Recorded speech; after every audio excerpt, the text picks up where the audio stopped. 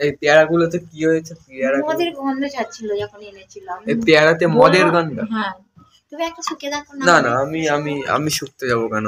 মানে পেয়ারাতে গন্ধ এখন আবার মদের গন্ধ যেহেতু ছাড়ছে, আমি সেই জন্য বললাম যে এটা আমার তো মানে ঠান্ডা লেগেছে, আমি বুঝতে পারছি না, ঠিক আছে?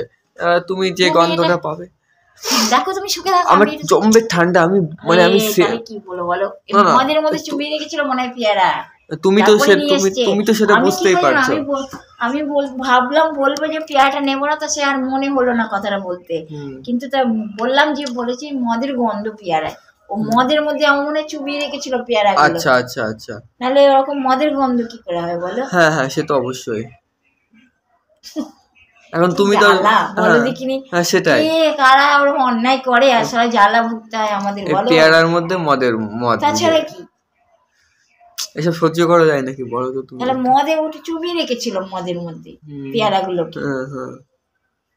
ওই জন্য আনাজ রাখার পর একটা পড়ে গেছে ওখানে নিচে, আর এই মদের গন্ধ হতে তুমি খেলে বুঝতে পারবে যেন মদ মেশানো।